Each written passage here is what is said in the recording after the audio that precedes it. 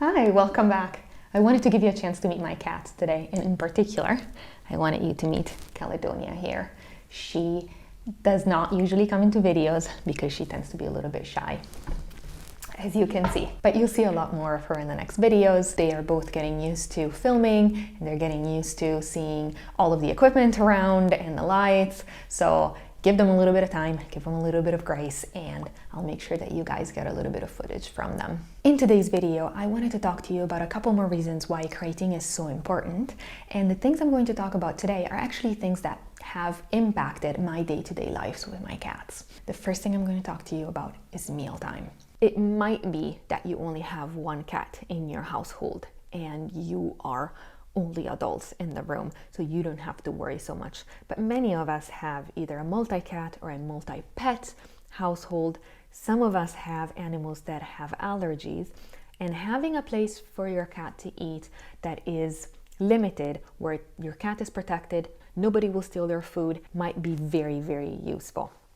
In particular, if your cat has allergies, and I have a cat with allergies, Caledonia has allergies. She came to me as a rescue. She was in really, really rough shape.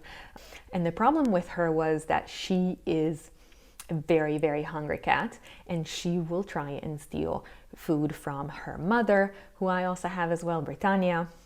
And she will also try and steal Iberia's food. She has absolutely no problem, a great appetite. And the problem is that my other two animals do not have the same allergies she has. So I really have to be careful at what I put in her food. I have to be careful if I add supplements or if I change ingredients for whatever reason. Maybe I'm feeding her normally, she eats rabbit, but I also like to vary and maybe put duck or maybe use lamb. Whenever I have to change something, for health reasons and variety, I have to do so very carefully.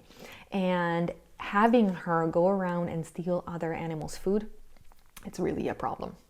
The other issue that I was having with her that, others may be having as well, is when your animal is eating and is eating really, really fast and then has trouble digesting, and they may regurgitate, which means they basically throw up their food. Now, many of them, when they do that, they actually, eat it again, but it's not something that's healthy to keep throwing up continuously.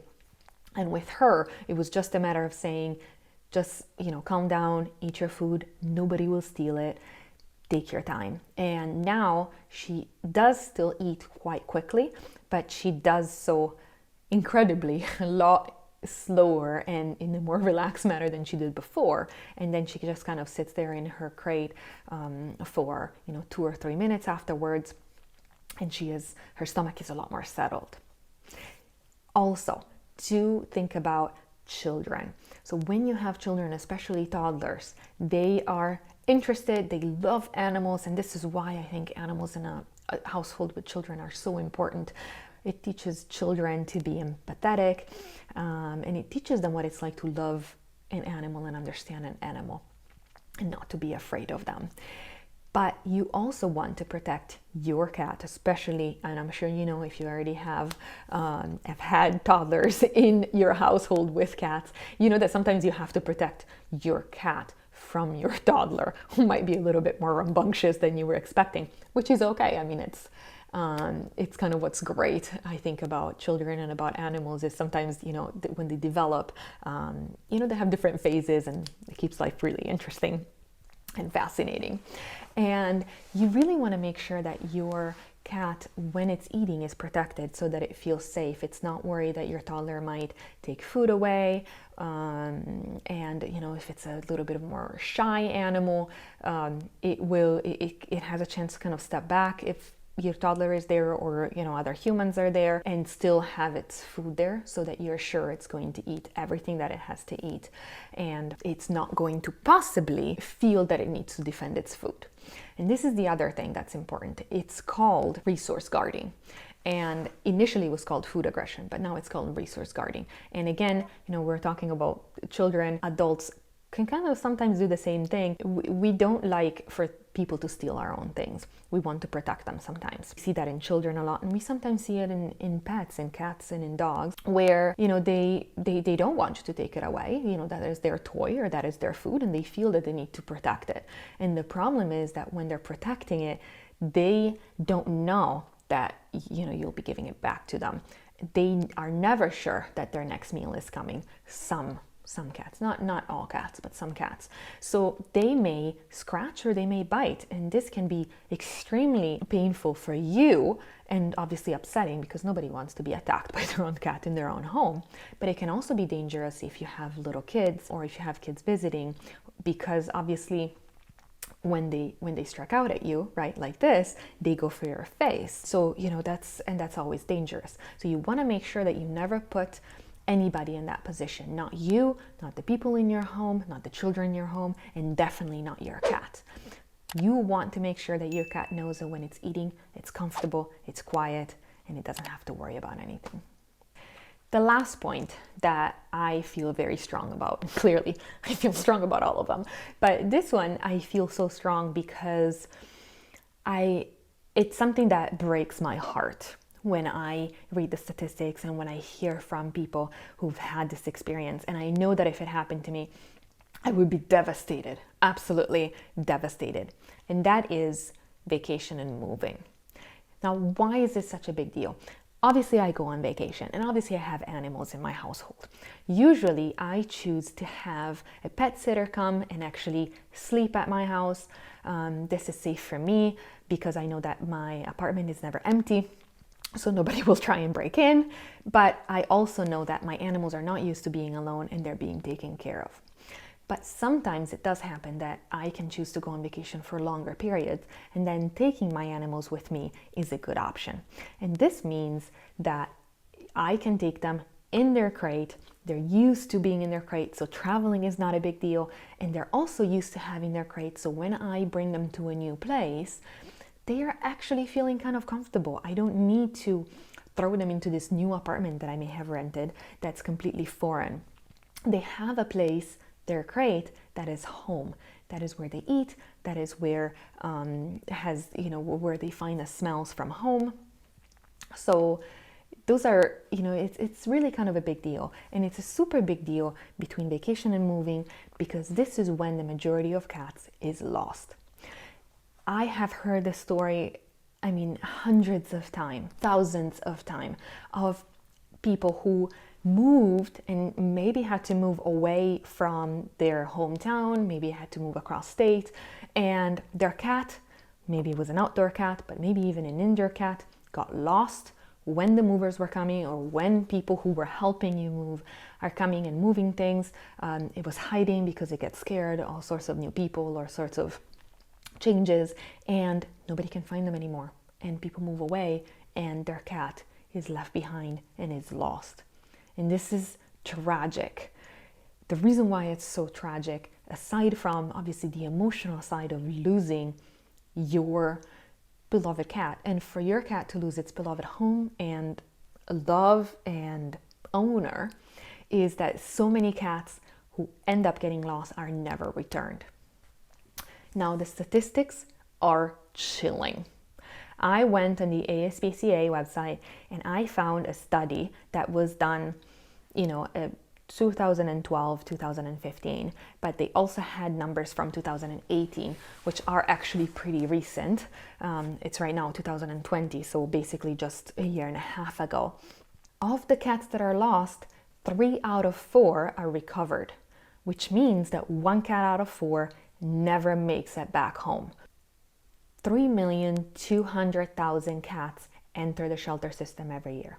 And of these, 860,000 are euthanized, meaning 1 in 4. Only 3% of the cats who do enter shelters are returned to their owners. 3% means 3 cats out of 100.